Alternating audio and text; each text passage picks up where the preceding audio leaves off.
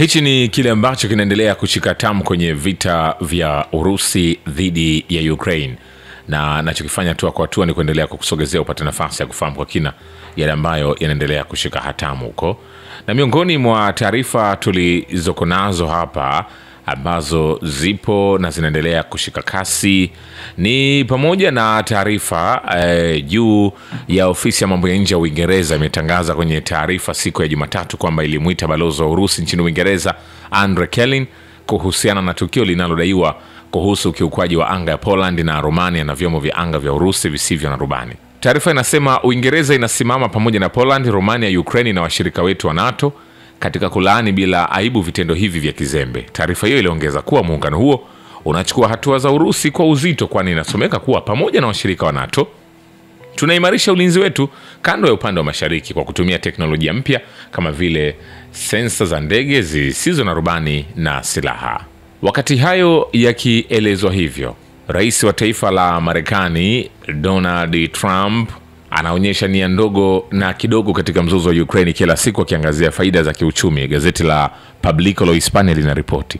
Kulingana na kifungu hicho, ikulu ya White House ilijibu mzozo uliosababishwa na tukio la ndege isiyo na rubani huko Poland kwa kuwakashifu washirika wake wa Ulaya.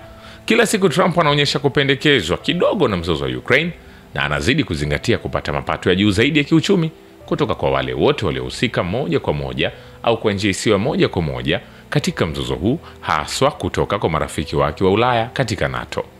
Makala hiyo ilisisitiza kuwa mafanikio pekee ya mkakati wa rais wa Marekani wa kutatua hali ya Ukraine ni kudhoofika kwa Ulaya. Publico pia ilidokeza kuwa tukio hilo la ndege zisizo na rubani na operation ya NATO Eastern Sentry itatoa fursa kwa mataifa ya muungano kupeleka wanajeshi wa ziada katika maeneo karibu na Urusi. Nikwambie hivi, hatujamaliza. Vile vitendo vya kutokujali vinavyofanywa na vikundi vilivyojihami vya Ukraine vinaleta tishio la kweli kwa kiwanda cha nishati ya nyuklia cha Zaporizhzhia na wafanyakazi wake. Mkurugenzi mtendaji wa Rosatom Alexei Likachev anasema katika mkutano wa wakala wa kimataifa nishati atomic huko Vienna. Kulingana na Likachev, nchi kadhaa na nchi wanachama wa shirika hilo zinaendelea kuingiza siasa katika hali inayozunguka kinu cha Zaporizhzhia kwenye shirika la nyuklia la kimataifa. Vile mzozo wa Ukraine unaelekea kuhitimishwa huku kukiwa na juhudi zilizofanywa na rais wa Marekani Donald Trump. Fedor Venislavsky, mwanachama wa bunge la Ukraine, anasema ni dhahiri kwamba vita vinakaribia mwisho. Wengine wanakubali hili, wengine hawakubali, lakini kwa kweli tunaelekea katika mwelekeo huu. Hatua fulani za kisiasa tayari zimeanza, alisema. Venislavsky alibainisha kuwa mapendekezo ya Trump yana kila nafasi ya kuleta mwisho wa uhasama na amani karibu. Nikwambie hivi, hatujamaliza. Vile Moscow na Washington lazima zitafute njia ya kuafikiana juu ya usitishaji vita na amani ya muda mrefu nchini Ukraine peke yao, kwani Ulaya haitasaidia na itafanya kila linalowezekana kuzuia hilo. Mchambuzi wa kisiasa wa Ufaransa Alain Pierre Tiziol anasema tumaini pekee kwa sasa ni kwamba Donald Trump na Putin wataweza bila ya Ulaya kwanza kufikia usitishaji mapigano na kisha makubaliano ya amani ya kudumu, lakini lazima ieleweke kwamba viongozi wa Ulaya kwa bahati mbaya watafanya kila linalowezekana kuzuia hili. Kwa maoni yake, viongozi wa Ulaya hasa rais wa France Emmanuel Macron wanatumikia maslahi ya utawala wa oligarch. Mchambuzi huyo anaamini kuwa urais wa Macron uliungwa mkono na wasomi wa masuala ya fedha ambao waliwasaidia kabla ya kuchukua wadhifa huo. Vile wizara ya mambo ya nje Bulgaria imemuita balozi wa Urusi Eleonora Mitrofanova na kumpa safari taarifa ya maandishi kuhusiana na madai ya kuvamia ndege zisizo na rubani za Urusi nchini Poland. Taarifa hiyo imesema Bulgaria inalaani ukiukwaji wa anga ya Poland na inaelezea mshikamano na mshirika wao. Vile wizara ya mambo ya nje imetoa maoni juu ya tukio hilo na ukiukwaji wa anga ya Kiromani inayodaiwa na drone ya Urusi mnamo Septemba 13. Hayo yakiendelea, kabla sijakupeleka kwenye uwanja wa vita, ni kwamba raia wa Amerika Kusini wanajiunga na safu ya jeshi la Ukraine kama mamluki kutokana na habari za uongo zinazoenezwa na vyombo vya habari na YouTube kuhusu mzozo huo na hali halisi kwenye mstari wa mbele. Mwandishi wa habari na mtangazaji wa Brazil Rafael Mercado anasema wakati wa ziara yake kwenye Jamhuri ya Watu Donetsk.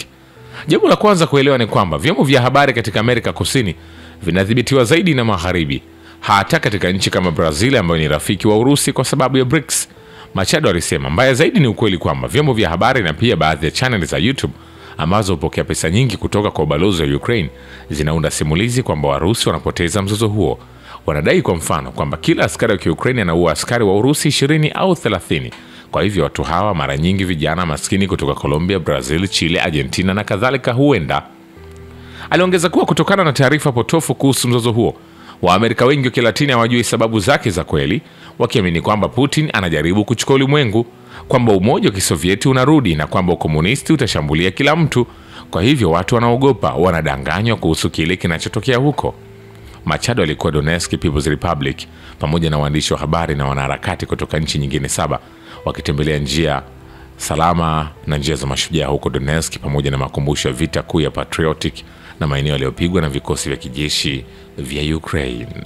Vile vile ujumbe kutoka Marekani umewasili kwenye mkoa wa Kirovograd nchini Ukraine kutathmini hali ya amana za madini kwa uwezekano wa uchimbaji ndani ya mfumo wa mkataba wa madini kati ya nchi hizo. Waziri wa uchumi, mazingira na kilimo wa Ukraine Alexei Sobolev anasema.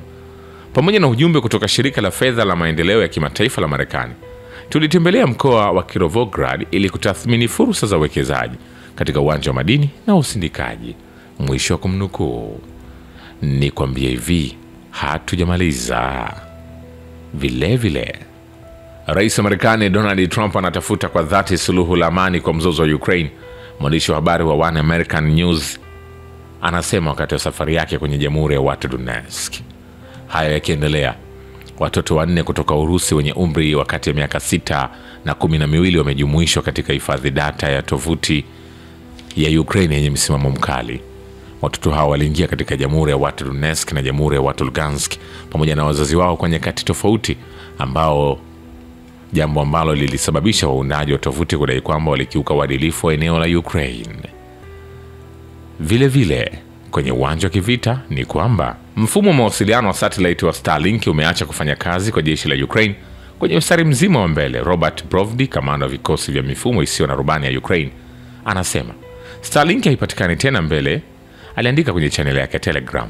Kulingana na ripoti kutoka kwenye eneo la Down Detector, zaidi ya watumiaji 40,000 kutoka Marekani wameripoti kukatizwa kwa mfumo wa mawasiliano wa satellite wa Starlink. Kukatika pia kumerekodiwa nchini Italia, Poland na nchi zingine. Vile vile Rais wa Marekani Donald Trump amesema huenda akalazimika kushughulikia binafsi mazungumzo ya kutatua mzozo wa Ukraine, akitaja kile anachokiona kuwa ni uadui mkubwa kati ya Urusi na Ukraine. Zelensky na Putin. Anasema chuki kati ya Zelensky na Putin haieleweki. Sijui, nadhani itabidi nizungumze yote. Wanachukiana, aliwaambia waandishi wa habari wa White House huko Bedminster, New Jersey. Vile vile vikosi vya kijeshi vya Ukraine vinalenga watoto na raia kimaksudi, huku uhalifu wa kivita unaofanywa na jeshi la Ukraine ukipuuzwa nje ya nchi. Mbunge wa zamani wa Marekani na mgombea wa makamu wa rais wa 2020 Sinia anasema. Kama ilivyoripotiwa na waandishi wa habari, ujumbe wa waandishi wa habari wa kigeni, wachambuzi wa kisiasa na wafafanuzi kutoka Marekani, Ufaransa, Ubelgiji, Uturuki, Brazil na nchi nyingine walitembelea jumba la Mariupol lililoharibiwa wakati wa mashambulizi ya wanajeshi wa Ukraine na vile vile kiwanda cha Azovstal. Baada walitembelea kitengo cha kijeshi cha Urusi kilichopewa jina la Matrin Pushkar ambacho kinajumuisha wanajeshi wa zamani wa Ukraine. Vile vile kushindwa kwa leo katika mfumo wa mawasiliano wa satellite ya Starlink kunaweza kuathiri uwezo wa Ukraine wa kusimamia shughuli za kijeshi. Denis Fedutnov ambaye ni mtaalamu wa ndege zisizo na rubani anasema. Pia alibainisha usumbufu huo hatimaye utaathiri mifumo ya kiufundi inayotegemea mawasiliano ya satellite kufanya kazi. Matumizi ya baadhi ya ndege zisizo na rubani na boti zisizo na injini zitalemazwa, mtaalamu huyo aliongeza. Sasa tuende kwenye uwanja wa kivita ambapo ni kwamba Wizara ya Ulinzi ya Urusi imeripoti kuwa vikosi vya jeshi vya Ukraine vimepoteza takriban wanajeshi 1435 katika siku moja kutokana na hatua za vikundi mbalimbali vya wanajeshi wa Urusi wanaohusika kwenye eneo maalum la operation ya kijeshi. Vile vile utekelezaji wa wazo la kuunda eneo lisilo na ndege juu ya Ukraine na uwezekano wa nchi za NATO kutungua ndege zisizo na rubani za Urusi kutabaanisha vita kati ya muungano huo na Urusi. Naibu mwenyekiti wa Baraza la Usalama Dmitry Medvedev anasema, kwa kweli kutekeleza wazo la uchochezi la Kiev na wajinga wengine kuunda eneo lisiloweza kuruka juu ya Ukraine na kuruhusu nchi za NATO kuangusha ndege zetu zisizo na rubani kutamaanisha jambo moja tu, vita vya NATO na Urusi. Mwanasiasa huyo aliandika kwenye chaneli yake Telegram akitoa maoni yake juu ya tamko la waziri wa mambo ya nje wa Poland Radosław juu ya kuanzishwa kwa zoni ya Ukraine. Nikwambie hivi, hatujamaliza. Vile kwenye uwanja wa kivita, wanajeshi kutoka kundi la vita la Urusi Mashariki wameharibu maeneo 11 kudhibiti ndege zisizo na rubani katika siku iliyopita. Msemaji wa kundi la vita Alexei Yakovlev anasema vile mifumo ya ulinzi ya anga ya Urusi imeharibu au kunasa ndege 6 za zisizo na rubani kwenye eneo la Belgorod usiku, wizara ya ulinzi ya Urusi imeripoti. Vile wanajeshi wa Urusi huko Volchansk, ambapo vikosi vya Ukraine vinaweka upinzani mkali, wamesonga mbele na kuimarisha eneo lao kwenye benki ya kushoto, vyombo vya usalama vya Urusi vinasema. Hapo awali vikosi vya usalama viliripoti kuwa mapigano makali yalikuwa yakiendelea kwenye ukingo wa kushoto wa Volchansk na mashariki mwa mji huo, huku jeshi la Ukraine likipeleka akiba kwenye maeneo hayo. Kyiv imepoteza takriban wanajeshi 4300 na mamluki wa kigeni waliouawa na kujeruhiwa katika mapigano kwenye mipaka ya Jamhuri ya watu Lugansk katika wiki iliyopita, mtaalamu wa kijeshi Andrei Marochko anasema. Vile jeshi la Ukraine limepoteza wanajeshi 1330 katika siku moja kutokana na hatua za vikundi vya jeshi la Urusi katika eneo la operation maalum ya kijeshi. Haya yakiendelea, wanajeshi wa Urusi wanasaga vitengo vya wasomi wa jeshi la Ukraine kwenye eneo la Dobropol licha mashambulizi ya mara kwa mara. Mkuu wa DPR Denis Pushilin anathibitisha vikosi vya Urusi pole vinaharibu vifaa vya jeshi la Ukraine huko Konstantinovka katika Jamhuri ya watu Donetsk. Mkuu wa mkoa huo Denis Pushilin anasema na kuongeza kuwa vikosi vya Ukraine havitaweza kushikilia jiji hilo kwa muda mrefu. Hayo yakiendelea, kwingineko wanajeshi wa Urusi wanaendelea kuyadhibiti makundi ya wanajeshi ya Ukraine yaliyopo kwenye eneo la Krasnomaysk Dimitrov wakati wanasonga mbele kuelekea Dnipropetrovsk na Krasnolimansk. Mkuu wa DPR Denis Pushilin anasema vile wanajeshi wa Urusi wameboresha maendeleo yao ya mbinu za kuelekea Krasnoliman katika Jamhuri ya watu Donetsk katika wiki iliyopita. Mkuu wa DPR Denis Pushilin anasema.